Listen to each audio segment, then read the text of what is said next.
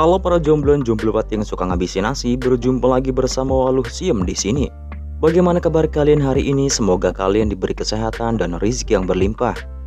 Setelah Naruto The Movie yang kedua sudah berlalu, kali ini Mimin akan melanjutkan Naruto The Movie yang ketiga, rilis di tahun 2006, yaitu Guardian of the Crescent Moon Kingdom. Menceritakan misi tim 7 dipimpin oleh Kakashi dan diperkuat oleh Rock Lee dalam mengantar serta melindungi pangeran dari negeri bulan sabit. Langsung saja siapkan batu, siapkan bata, lemparkan ke teman kalian dan selamat menonton.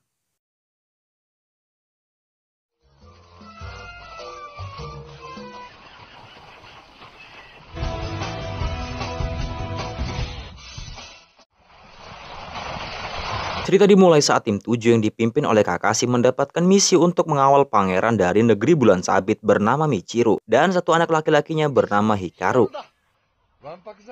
Kakeru sebagai raja negeri bulan sabit sangat menyayangi anaknya, sehingga Michiru dan anaknya ditugaskan jalan-jalan ke luar negeri. Alih-alih untuk menemukan sesuatu yang penting bagi kepemimpinannya kelak, justru Michiru hanya menghambur-hamburkan uang untuk sesuatu yang tidak penting. Terlihat seperti barang belanjaan yang berjajar di sepanjang jalan. Walaupun begitu, ia masih memiliki hati yang baik. Begitupun dengan Hikaru, namun bedanya ia terlihat cuek dan tidak bisa menghargai sesuatu. Sangat jelas terlihat saat Hikaru mengolok-olok mimpi Naruto yang ingin menjadi Hokage, sehingga di antara mereka berdua saling membenci. Saat dalam perjalanan mereka diserang oleh pasukan bandit, namun tim Kakashi berhasil mengalahkan bandit tersebut. Kemudian mereka beristirahat sambil menikmati pertunjukan sirkus, dikarenakan pada saat itu TV digital belum masuk ke wilayah tersebut. Saat pemandu sirkus akan memanah buah apel yang dipegang oleh monyet bernama Kiki dan harimau taring panjang bernama Cham untuk memeriahkan pertunjukan tersebut, tiba-tiba anak panah milik Hikaru melesat tepat ke buah apel tersebut, sehingga menarik perhatian banyak penonton. Melihat hal itu, pemandu memberikan tantangan yang lebih sulit lagi bagi Hikaru untuk memanah buah apel tersebut. Namun, dengan mudahnya tantangan itu dilakukan oleh Hikaru. Walaupun Hikaru memiliki sifat yang cuek, namun dirinya memiliki bakat memanah yang luar biasa.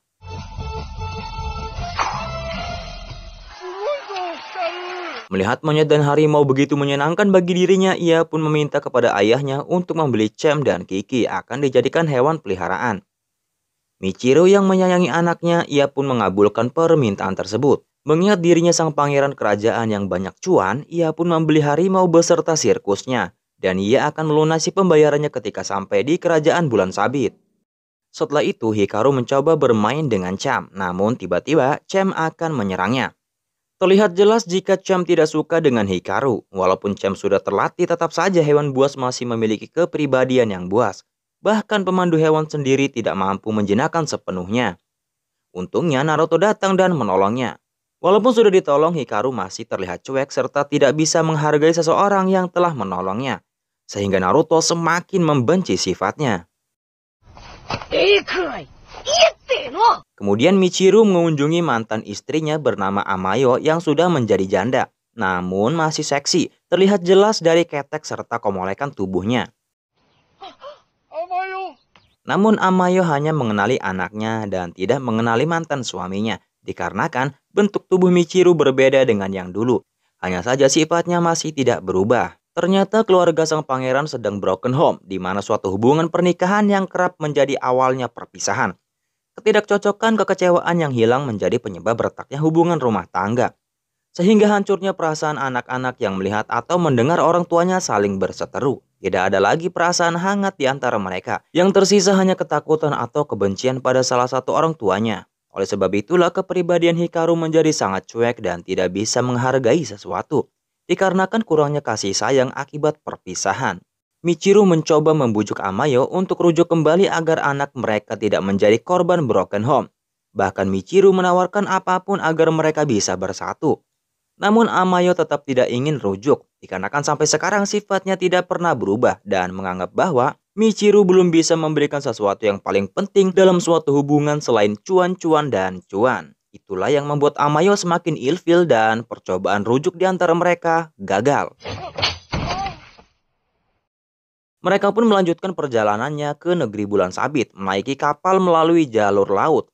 Mengingat jaraknya yang sangat jauh, Pada saat itu Hikaru meminta Naruto menjadi pelayannya, namun Naruto menolaknya. Hikaru pun memaksanya agar Naruto mau menjadi pelayannya, sampai-sampai membuat Naruto kesal dan memukulnya. Naruto bahkan tidak peduli jika sampai terjadi konflik internal di antara Konoha dan negeri bulan sabit. Alhasil, Hikaru hanya bisa menangis.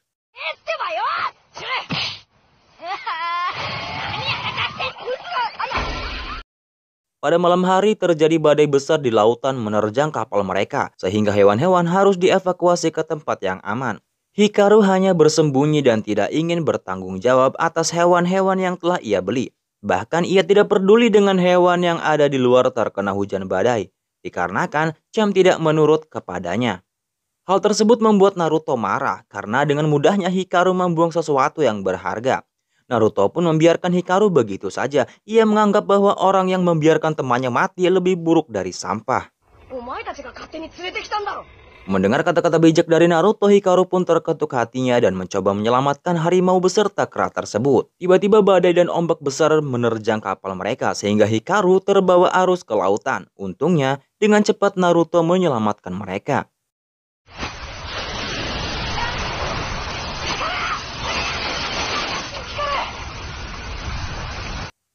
Setelah kejadian itu, Hikaru mulai sadar atas perbuatan sebelumnya. Ia pun mulai sayang kepada hewan yang telah ia peroleh. Begitupun dengan Cham yang mulai menurut kepada pemilik barunya. Naruto yang melihat Hikaru sudah berubah, ia pun meminta maaf atas segala perbuatannya. Begitupun dengan Hikaru meminta maaf atas segala kehilafannya. Mereka pun berjanji akan menjadi teman selamanya. Singkat cerita, sampailah mereka ke negeri bulan sabit. Namun di sana terjadi hal-hal aneh, yang mana tempat tersebut yang dahulu ramai kini terlihat sangat sepi tanpa adanya warga.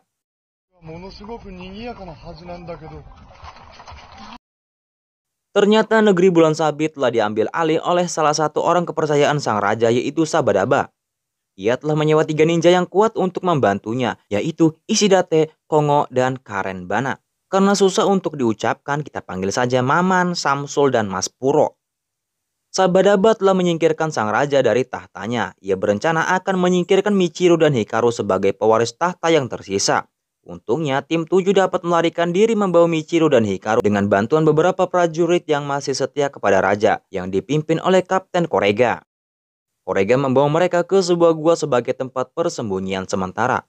Dan ternyata dalam gua itu terdapat sosok sang raja yang tengah sakit parah akibat diracuni Sabadaba. Setengah tubuhnya telah menjadi batu. Sakura mencoba menyembuhkan sang raja. Meskipun ia mampu menyembuhkan lengannya yang membatu, namun hanya dapat membuatnya tetap hidup untuk sementara waktu.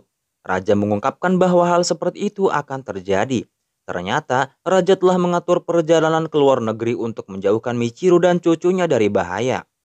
Sebelum meninggal, raja meninggalkan wasiat kepada Michiru dan Hikaru bahwa hal yang terpenting bukanlah barang-barang ataupun materi, melainkan melindungi hal-hal yang berharga. Selain itu, ia juga meminta Michiru menjadi raja. Kakashi pula diberi wasiat oleh raja untuk melindungi mereka berdua.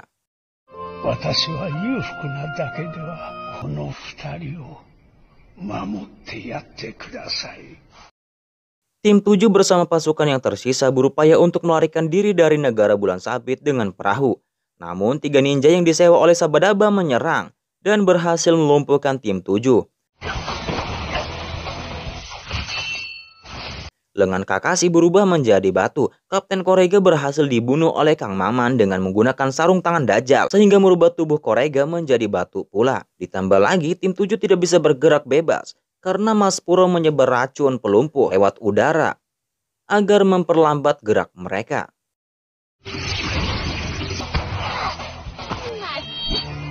Saat pangeran ditangkap, Hikaru pun berteriak meminta tolong kepada Naruto. Seketika itu pun muncullah cakra rubah dalam tubuh Naruto, sehingga membuat ketiga ninja itu memilih mundur dengan membawa Michiru.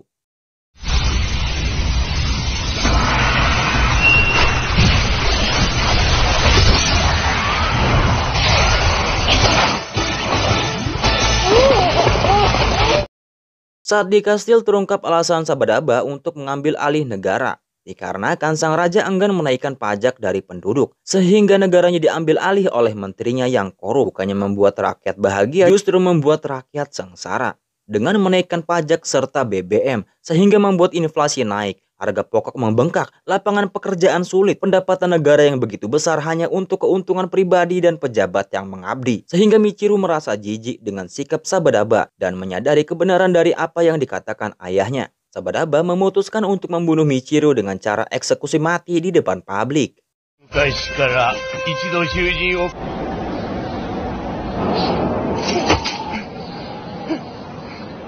Di sisi tim 7, mereka sedang mendiskusikan penyelamatan Michiru. Namun Hikaru sudah putus asa. Ia merasa bahwa tidak akan mungkin bisa menyelamatkannya, mengingat ketiga ninja itu sangatlah kuat. Mendengar hal itu membuat Naruto marah, karena untuk kedua kalinya Hikaru merelakan sesuatu yang berharga baginya.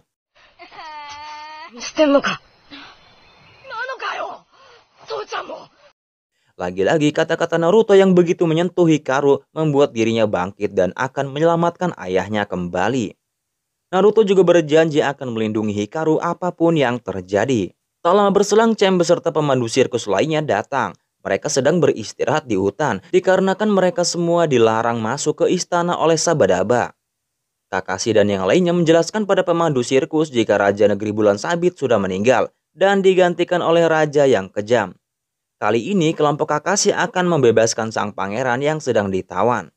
Kakashi meminta pemandu sirkus untuk membantunya. Jika pemandu itu menolak, maka mereka tidak akan dibayar oleh Negeri Bulan Sabit dan ia tidak akan bisa menggaji karyawannya. Saat eksekusi Michiru akan digelar, yaitu menggantungnya di depan istana raja. Pemandu sirkus yang dibantu oleh Kakashi datang. Mereka melakukan pertunjukan di tengah eksekusi tersebut untuk menghibur sang raja. Melihat sirkus yang begitu meriah, para penduduk yang ada di dalam rumah kini pada keluar untuk menyaksikan pertunjukan tersebut. Sementara Rock Lee, Sakura, Naruto, dan Hikaru menyusup untuk menyelamatkan Michiru. Hikaru sendiri dibekali anak panah asli, mengingat Hikaru sangat berbakat dalam memanah. Saat semuanya sudah siap, Kakashi mulai pertunjukan terakhirnya. Ia mengendalikan air mancur untuk melumpuhkan para prajurit kerajaan bersama kru sirkus lainnya sehingga memancing kemarahan Sabadaba. Rock Lee bertarung melawan Samsul, Sakura melawan Sapuro yang sedang nempel di tembok layaknya cicak. Sementara Naruto dan yang lainnya dihadang oleh Kang Maman. Beruntungnya, Cem datang dan bergegas membawa Hikaru.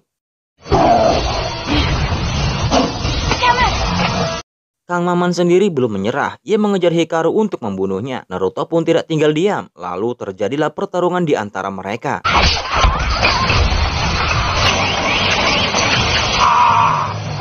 Setelah Kakashi selesai membereskan para pasukan Sabadaba, ia pun pingsan karena terlalu banyak menggunakan saringan. Pertarungan sengit tim 7 begitu seru. Dimulai dari Sakura yang melawan Sapuro. Awalnya Sakura dipojokkan oleh Sapuro, dikarenakan kekuatan Sapuro sendiri mirip Genjutsu.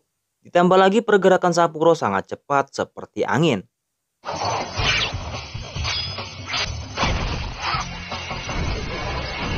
Namun Sakura dapat mengatasinya hanya dengan indera perasa serta penciumannya saja. Dan Sapuro diberi tinju salam olahraga. Pertarungan Rock Lee sama menariknya dikarenakan Samsul memiliki jurus taijutsu yang sama dengan dirinya. Kali ini Rock Lee serius melawannya. Ia berjanji tidak akan kalah untuk kedua kalinya, mengingat misi kali ini demi melindungi orang yang berharga bagi dirinya. Rock Lee menyerang Samsul dengan serangan bertubi-tubi hingga Samsul tidak mampu mengimbangi taijutsu dari Lee dan Samsul pun dibuat kalah oleh Lee. Adegan berlanjut Naruto melawan Kang Maman, yang mana pada saat itu Naruto cukup kewalahan melawan Kang Maman dikarenakan dirinya harus melindungi Hikaru. Namun saat Kang Maman akan beralih membunuh Hikaru, Naruto pun kembali bangkit dengan mengeluarkan cakra Kyuubi-nya dan dia akan melindungi teman-temannya. Kang Maman pun terlempar cukup jauh dan tidak sadarkan diri. Di saat yang bersamaan pijakan dari Michiru mulai patah dan akan menggantung dirinya. Sehingga membuat Hikaru sedih melihatnya. Kemudian teriakan Naruto membuat keberanian Hikaru bangkit dan membuatnya tidak menyerah untuk menyelamatkan hal yang berharga bagi dirinya. Ia pun meminta bantuan kepada Cem untuk lompat dari atas istana agar dapat menjangkau ayahnya. Dengan keberanian serta pantang menyerah yang dimiliki Hikaru, ia pun berhasil menyelamatkan ayahnya dengan kemampuan memanahnya. Sementara Naruto membuat 1.000 bayangan untuk menangkap Michiru dan juga Hikaru. Atas hal itulah Michiru dapat diselamatkan.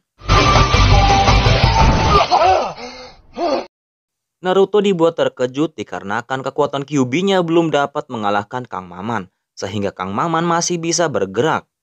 Dengan sigap Kang Maman menangkap Naruto menggunakan kekuatan tangan Dajjalnya, dan salah satu kaki Naruto berubah menjadi batu. Kang Maman yang kesal kepada Sabaraba karena terus mengoceh layaknya ibu-ibu komplek, ia tidak sengaja membunuhnya dengan merubahnya menjadi batu. Walaupun kaki Naruto berubah menjadi batu, ia pun belum menyerah. Kemudian Naruto menggunakan jurus Rasengan-nya agar dapat mengalahkan Kang Maman. Namun Naruto tidak bisa berjalan dengan lancar. Akan tetapi Michiru dan Hikaru membantu Naruto agar dapat melesatkan jurus Rasengan-nya. Dengan keberanian serta tekad yang kuat untuk melindungi semuanya, mereka bertiga bersatu untuk mengalahkan Kang Maman. Sinar bulan sabit menyinari Rasengan Naruto dan Naruto dapat mengalahkan Kang Maman beserta tangan Dajjalnya. Setelah kejadian itu, Michiru mulai sadar akan kesalahannya. Ia pun akan berusaha keras untuk menjadi raja yang bijak, adil, serta beradab. Serta dapat melindungi rakyatnya sama seperti ayahnya. Di akhir cerita, Michiru naik tahta menjadi raja di negeri bulan sabit, menggantikan ayahnya. Ia juga akan mencoba kembali rujuk dengan mantan istrinya agar keluarga sakinah mawaddah warahmah tercipta bagi mereka. Dan misi tim 7 yang dipimpin oleh Kakashi berhasil diselesaikan. Dan film pun berakhir.